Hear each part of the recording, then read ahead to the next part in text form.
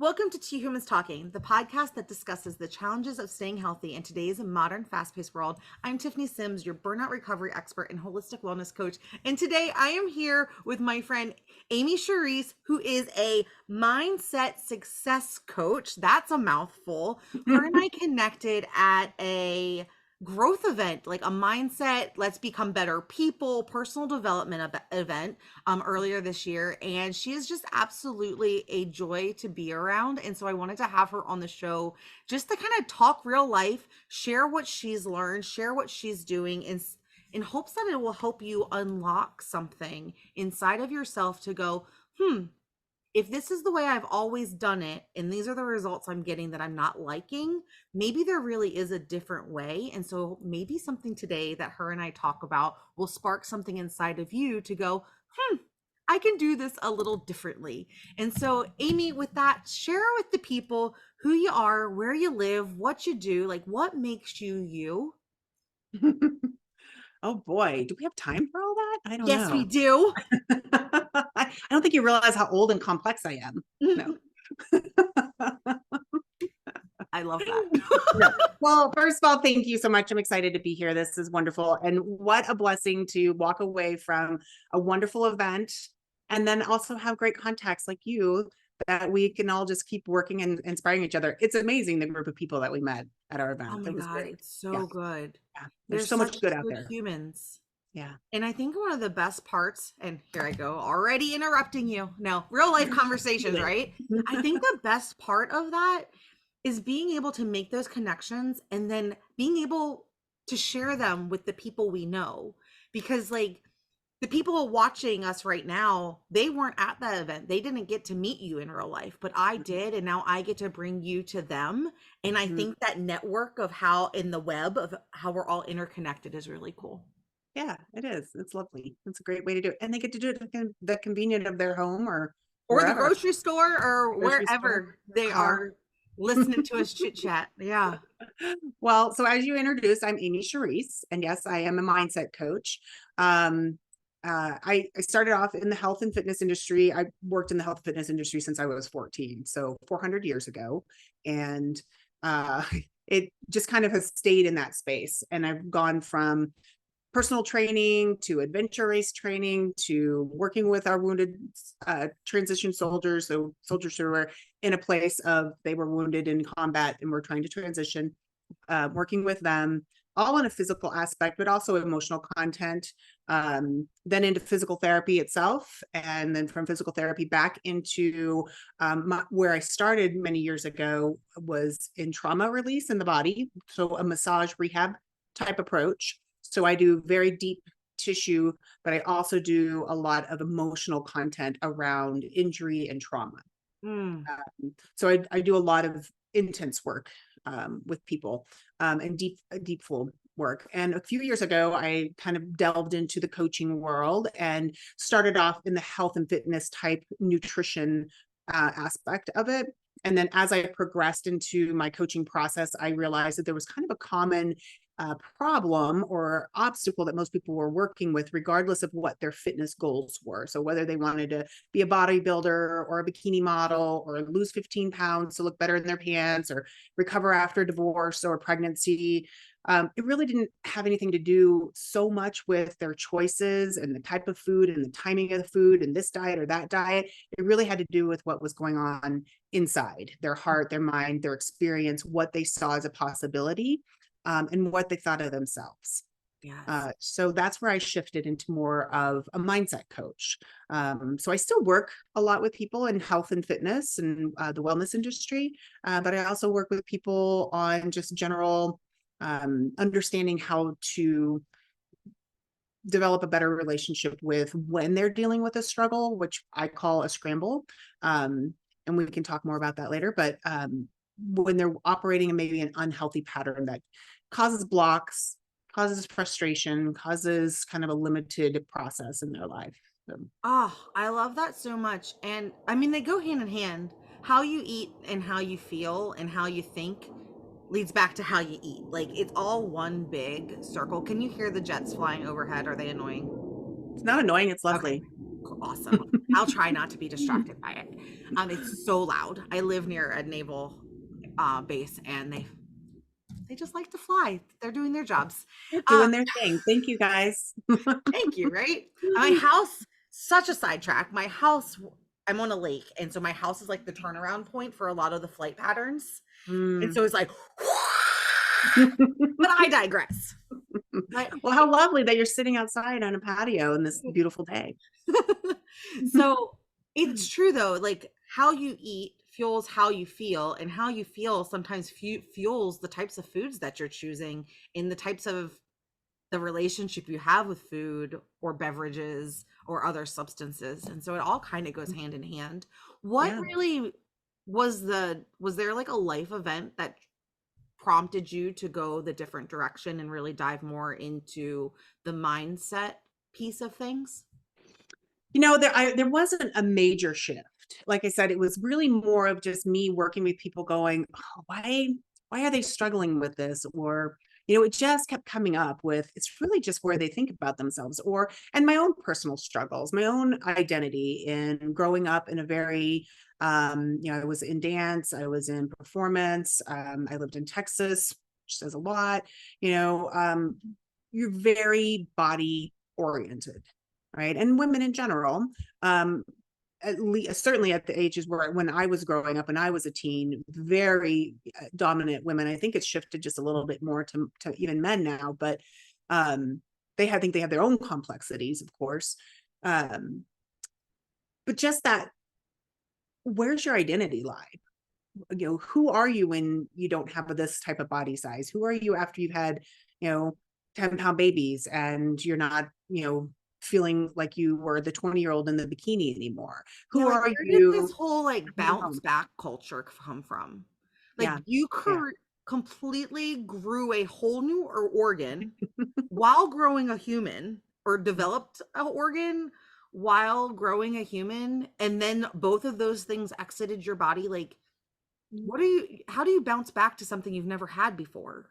Right. Your body has never been on the other side of something like that before, Yeah. And let's just put one more thing on women to right? do amazing. By the way, go do this incredible thing. And I don't think that everybody thinks that way. But I think we still have growth happening in our world and in our society, and respect for what our bodies are actually doing, and the gift that they are at every state, at every age. And I was terrified to get older most of my life. Like, I was terrified of my grandparents. I was terrified of old people. I just didn't even want to think about it. And so even though that's shifted, like, I worked in nursing homes, I worked in the hospitals. Some of my favorite patients were my 80-year-olds. I lived in a ski town, so I lived up near Breckenridge, Colorado, and worked in the hospital there. And some of my most favorite patients were the 80-year-old ladies who came in with a broken hip from skiing and saying, I gotta get up, we gotta go, when's my therapist, where am I going, I gotta get back in We got to time. get going. And then I have pickleball all summer, so we got to go. And I was just like, oh my gosh, these people are amazing. Like, where did I ever get into my head that life was over when we started wrinkling? It's just, Isn't it fascinating that that is a real live narrative in our heads?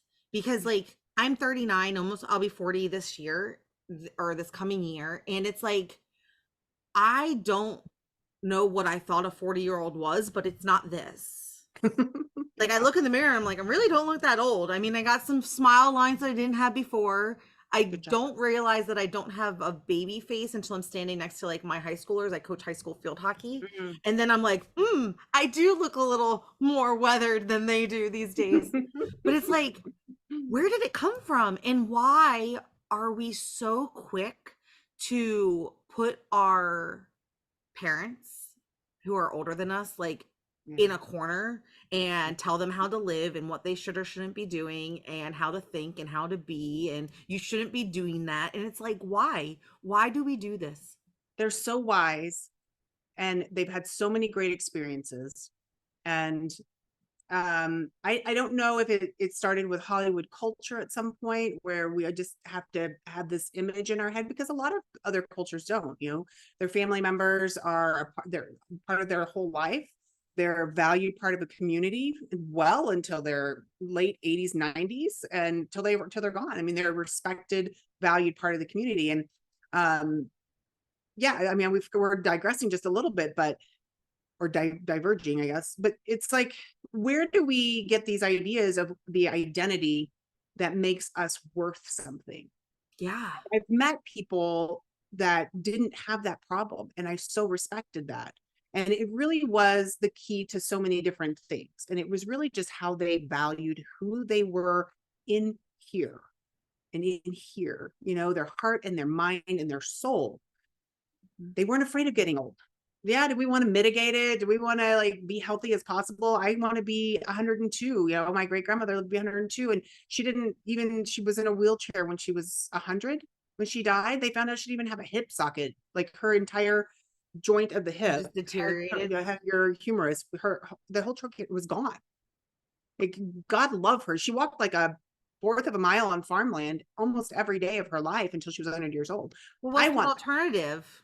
To Yeah, become a couch potato and right, die? right.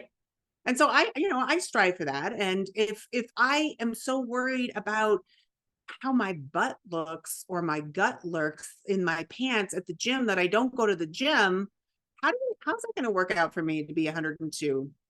Yeah. How well is that going to, like, you've got to, and I do run into that a lot with my people that I work with, is just that fear of going and being healthy. And how many of us have gone through this, and how many of us just went through that with the new year of, I'm going to go to the gym, but I got to lose some weight, and then I can go to the gym, or let me get a little bit in shape and then I'll hire that personal trainer. But what if working out had nothing to do with the way your body looked? That it had Yes. everything to do with the strength and mobility that you want and the energy you want to have. It's how And good by you feel. doing that, your body will find its natural shape and size that you will easily maintain. Yeah. Like, it's such a simple mindset shift, and that has been huge for me. Is I do these things because this is what a healthy human does, no longer because there's a size or a shape or a weight that I think I'm supposed to Yeah. be healthy and considered fit. And it's Yeah. just kind of like, I know when I do XYZ, I feel better, and when I feel better, I'm a happier, more present person. Mm-hmm. And the Yeah. rest of it is what it is. Yeah. And I don't know about you, but like for me, that is what it is has a very different intention than other people who say it is what it is, so why bother trying? And it's Exactly. like, my is what it is my body's going to be what my body is while I'm taking care of it, and I no longer need to force it to be something that it was not.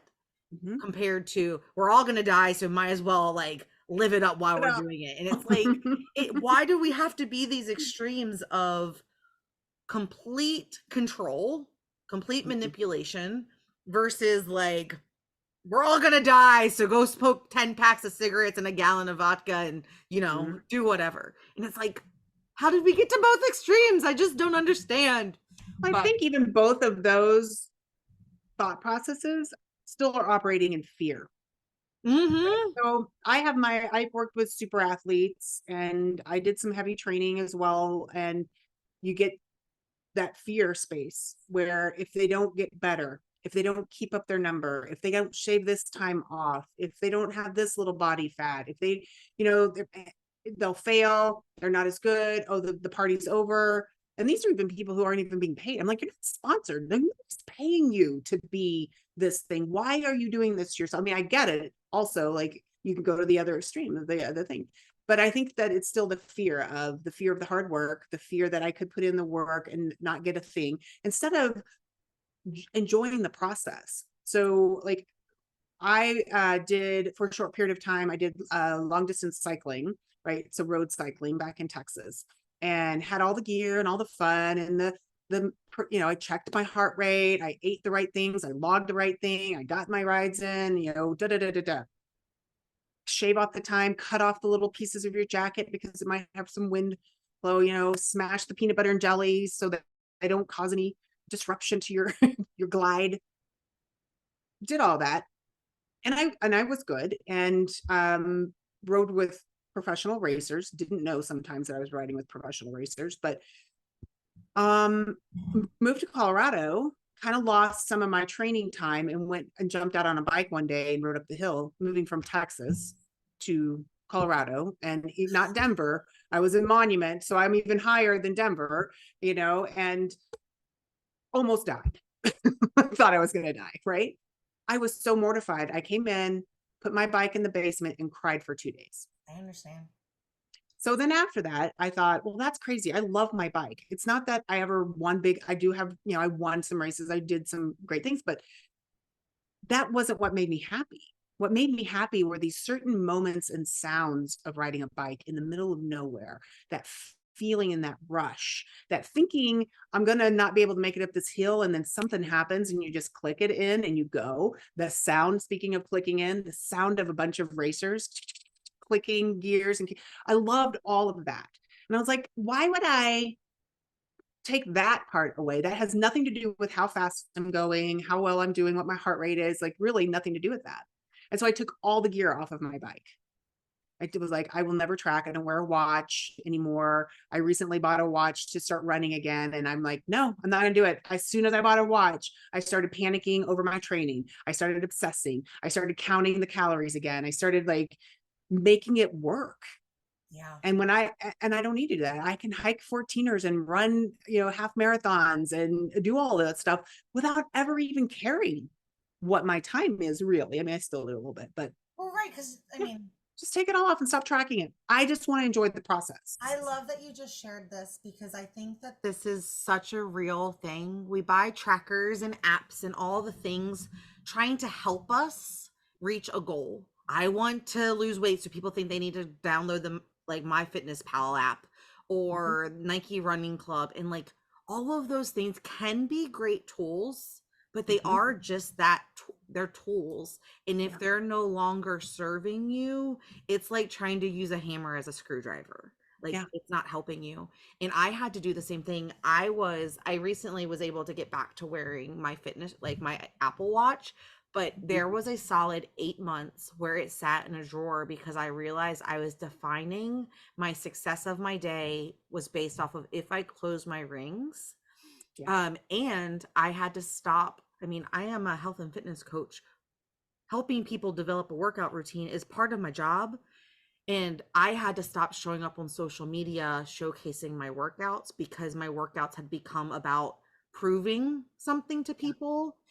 And it was no longer healthy for me because I was doing it for the wrong reasons. And I had to get back to like my internal reasons for why we work out every day and bring joy back into movement, and learn that like whether it's cycling or a weight training workout or yoga, that they were all the same in that it was helping me move my body.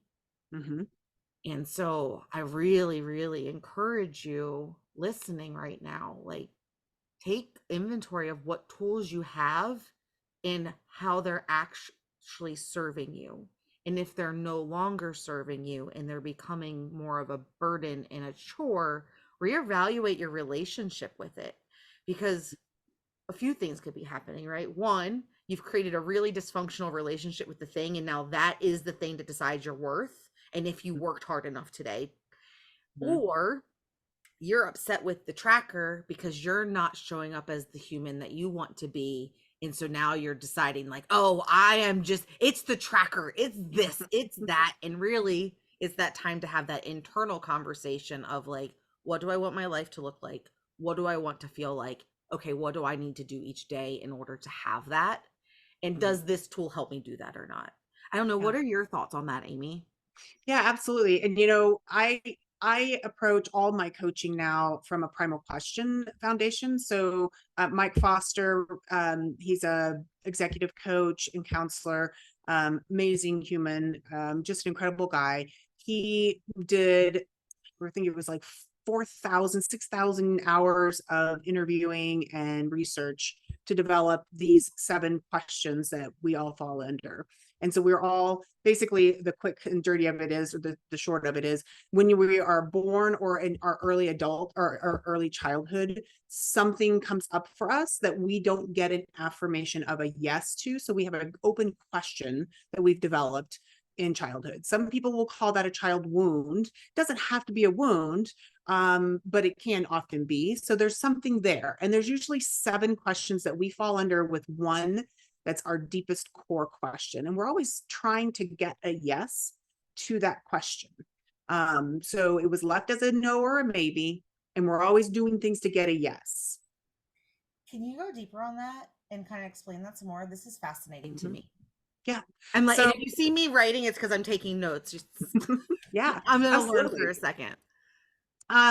So yeah, it's so deeper in like the 7 questions. Do you want me to walk through? Like, what are primal questions, and Mhm, what does that really mean that there was something that was left open mhm. as a Yeah. child?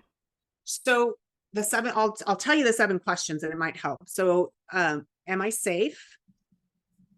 Am I secure? Am I loved? Am I wanted?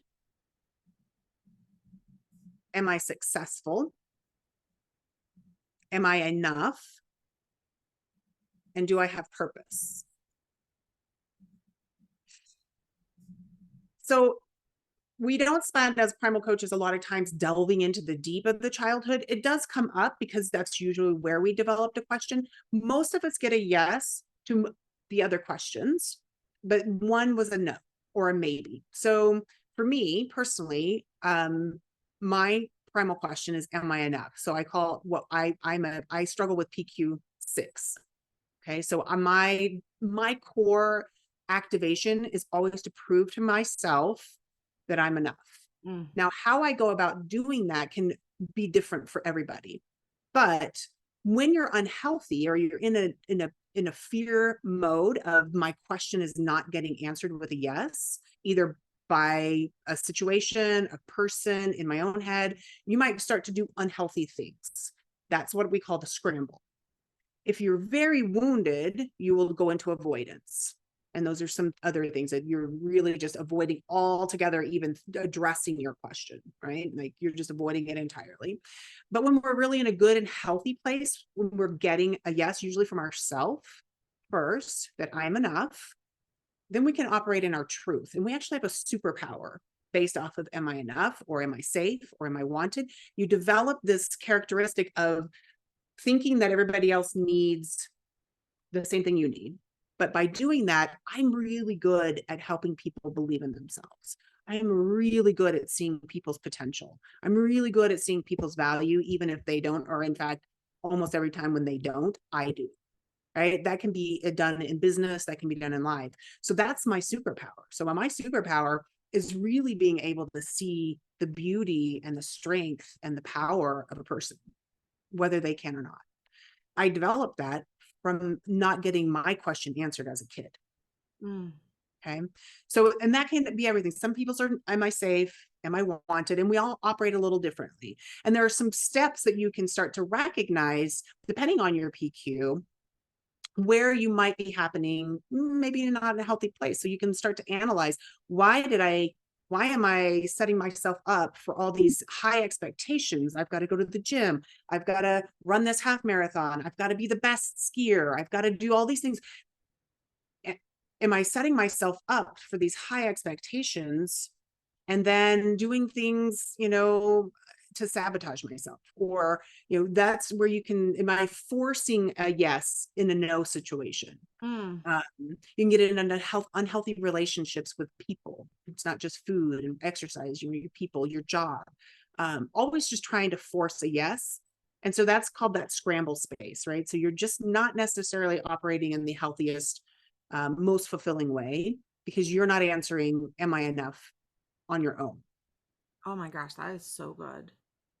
And the Um, thing that I'm feeling called to say out loud to you listening is, if you're someone who loves a challenge, you don't have to stop achieving just because that's a trigger or a wound someone else is trying to heal. And so that goes back to like trying to force your own baggage onto somebody else and telling them they're broken because you learned about yourself that you're a people pleaser, or you're a high achiever because you just learned at a young age that that meant love. Like, If Mm. you love doing hard things and you enjoy the thrill and it gives you purpose to wake up and go after these things, like you don't have to stop doing that because someone else is working through something. Yeah, yeah, exactly. And just like kind of what we talked about before, as far as the two different types, there's nothing wrong with somebody who wants to achieve greatness and who pushes themselves a little bit more. It's like you said, it's when it becomes an unhealthy place. Yes. It's when you've caught your entire worth up in it. That's when you can start to work into a scramble or an avoidance tactic based on your primal question. And those people can be any one of them, like safe, secure, they tend to be, am I successful? Am I enough? Am I wanted? Or am I purposeful? But you could see how that could be somebody who's, am I secure? If they started off in an athletic endeavor and that's where they make their money and their Yeah. success from that, and that's where their security comes from with the money and the financial stability, they may push themselves extra hard because they're afraid of failing, because they're afraid of not getting that next deal or the next payoff, what have you. You see how they can kind Yeah. of branch differently.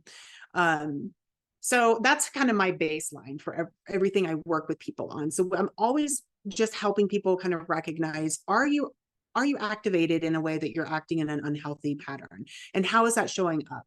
How do you need to double check? Are you doing this to prove to yourself or someone else that you're wanted or you're loved or you're enough or that you're serving a bigger life purpose? Yeah. Um, it just helps kind of uncover the reasons why we have the coping mechanisms or why we have self-abuse and sabotage and avoidance, why we stay in unhealthy relationships. That is Yeah. so good.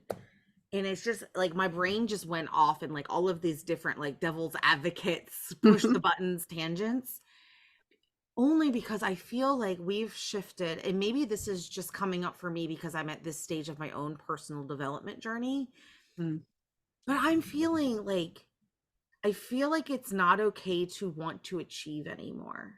That mm, not to work hard or to do mm, hard things. Like I feel like there's this like storyline that's coming up with the like cancel hustle culture, which is valid. Like we don't need to just run ourselves in a rat race, but it's like everything's a childhood wound and you're just trying to like cope for something, and it's like, but is that really true? Like it's okay if an external motivator is motivating you to do something or to mm. prove someone wrong. Like that doesn't make it wrong or bad.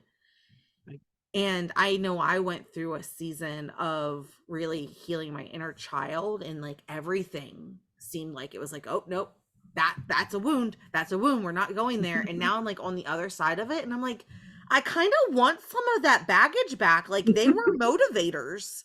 Like some of that Mm, baggage, it helped you do things that you didn't think was possible. And so like, is mhm, it all really bad? Like that's a philosophical question for you. mhm. Like I don't know. I just feel like we're the pendulum is swinging from hustle, hustle, hustle to Wah, we're wah. just, yeah, like don't pursue anything. The only reason you're seeking any kind of acknowledgement or promotion or Mm. challenge is to get validated from someone else, and that's unhealthy. And it's like, but is that really Mm. true?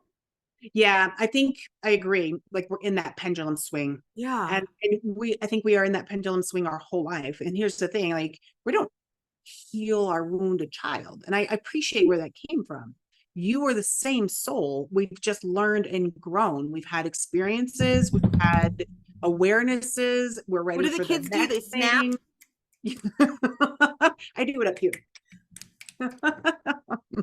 But it's, and I think this is why it's so helpful to work with a coach, or at very least keep a journal, keep a daily track of what's cooking with you, what's happening. Give yourself time for self-awareness. Have those deep relationships that you can talk honestly, openly, rawly, vulnerability about what you're feeling, even if you think it's wrong. Um, Mhm. but we're motivated as human beings to connect and have community. The reason your parents were so important to you, or your primary caregiver were so important to you, is because your literal life depended on it. Yep. But we're also connected. We are just created to connect, whatever your belief system may be. We are created to have an energetic connection and depth with another or more people. Like we need our tribe, we need our family, we need our groups. It's not wrong to feel a part of something and feel similar to somebody. It's not wrong to want to belong to a group of people that are loving the same things you love. It's maybe wrong when we start condemning different parts for not being just like us, but a lot of what I teach people is it's not about the happy-go-lucky, cancel, don't think that bad thought. I don't believe in that. We have negative thoughts. We have fear. Intrusive thoughts are a thing. Yes. And they're there for a very good reason. It's just, is it your kid logic? Is it your fear mechanisms? I call mine Amy G. And I literally talk to her. I call her, I said, when I'm getting on, I'm like, oh, Amy G, we're not having this conversation today. You're fine. Everything's fine. Because that's your amygdala, right? And so I call her Amy G. And that's your fear mechanism. And all it is letting you know that something is unusual here. This is out of my comfort zone, or this is really similar to something we may have encountered in the past that didn't feel good. Or I saw something on something that was threatening, and now this seems really familiar. It's just that mechanism of, are we safe? Are we okay? The body is designed to keep you living, to keep you alive. Yes. Get those wrinkles. They're great. Such a privilege. Wrinkles are a privilege. Not everyone gets to have them. Yeah. So I think we have to get better at just breathing and going, why do I feel this way? What's coming up for me? What's coming out of me that's doing this? Not somebody else is making me feel this way. Not somebody else has done this to me. That's another story. That's another conversation. It starts here. Everything starts within our perspective of it. Why do I want to eat that food? Why do I not want to go to the gym? Why do I feel like I need to lose another 5 pounds to be happy? Like, it comes from within here. What's the fear if that doesn't happen? What's the possibility of something else looking different? What if I did it a different way? Would I really lose everything if I gained 7 pounds? Would I really lose the people that are truly the depth of relationships that I want if I don't have this big achievement or make this much money or have this type of body? What would happen if I just said, maybe if I didn't have this fear causing me to motivate myself for something, what would it look like? And so often people find out that they still want the same results, but their intention for why they show up in the actions is different. And then it stops becoming a chore and it's something they look forward to. Yeah. Yeah. It's just that lens switch. Yeah. And there's even a lot of science research that shows like cellular activity, when you eat something that is quote unquote bad, but you're actually enjoying it and savoring it, and you have gratitude and you're thankful for the enjoyment of that food, your body burns it differently. Isn't that fun? Isn't that great? Like, if you're going to eat something, eat it and enjoy it. Right? And when you do that, you get picky about what you actually want to enjoy, because you're like, that's not going to do it for me. Yeah. Rather than that TFC mindset of like, is anyone looking as you shovel it in? Yes. You know, that's so fun. Guilt and fear when that's happening. It's guilt, fear, and lack, right? It's not abundance. It's not enjoyment. It's not self-love. And, we're creating it on so many dimensions of unhealthy patterns when we're operating in that way. It's not just in that moment. And the hurtful thing is, like, I think a lot of people who are experiencing that, they truly know it in their heart. They just don't know what that looks like on the other side.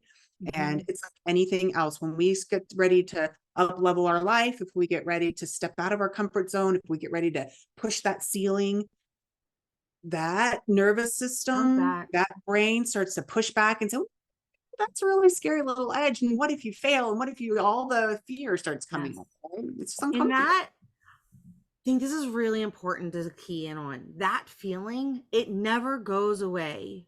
No matter what level of success you have, no matter how many times you've done a thing, every time you go to do something you've never done before, that feeling comes back. And it doesn't mean that we're broken. It doesn't mean we were defective or lied to ourselves the last time we thought we got through something.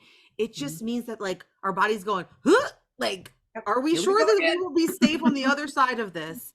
Mhm. And the more times you practice that, the quicker you're able to go, nope, I got it. We're Yeah. good. Nothing bad's going to happen.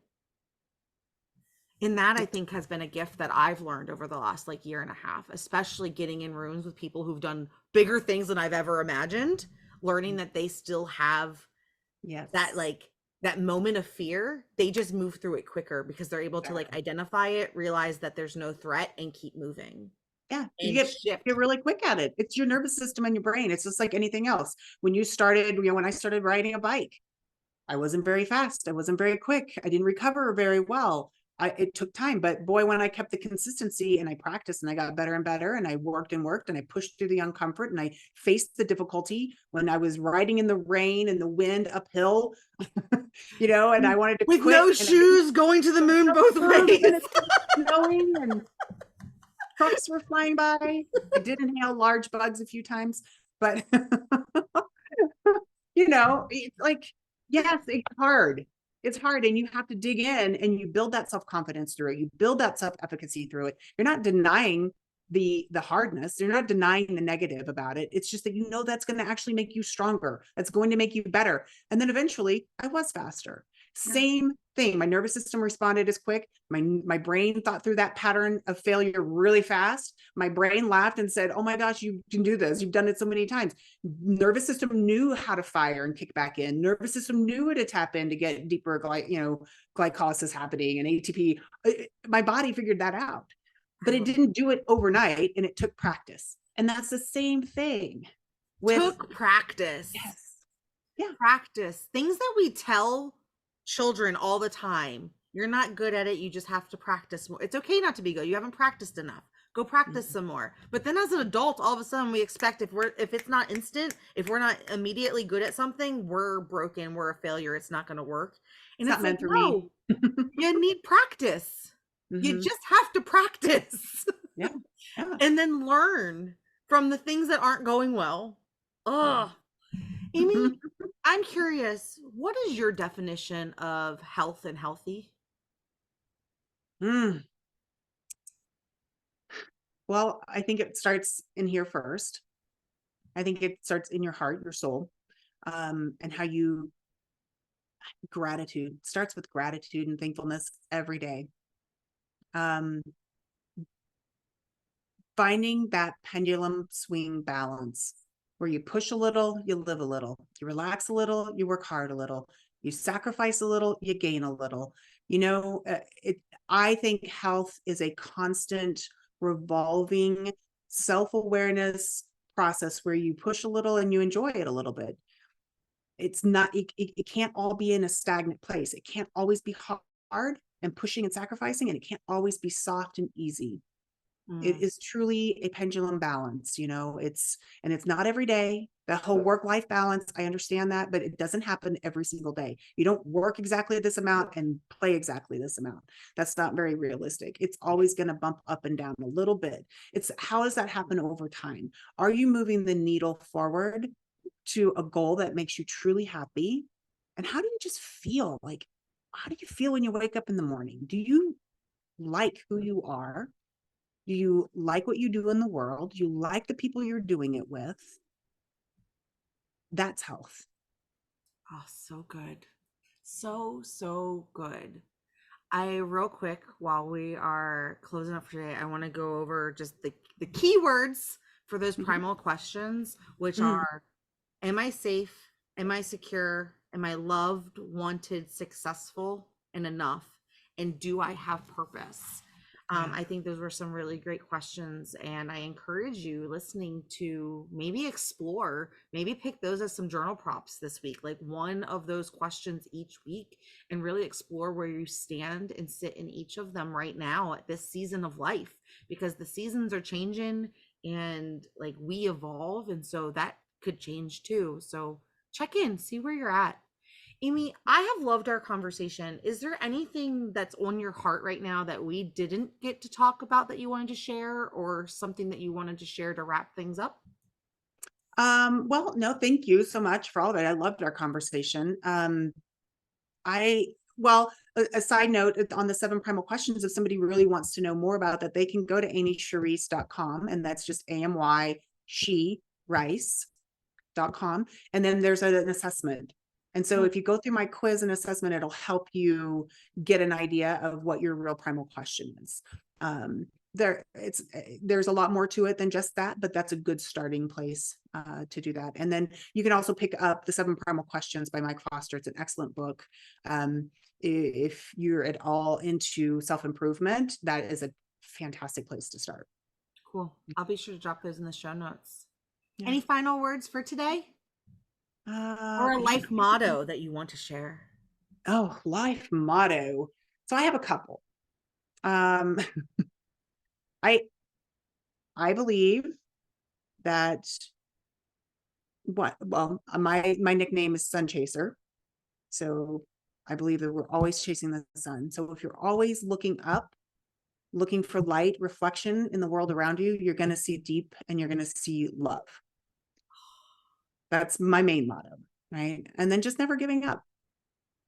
Just don't quit on you, don't quit on your life, and pivoting is not quitting. Pivoting is not quitting. Oh my God. I need you to go write it down. Pivoting is not quitting. And with that, we are going to wrap it up. That's Two Humans Talking. I'll see you guys next time. Bye. Bye. What a mic drop.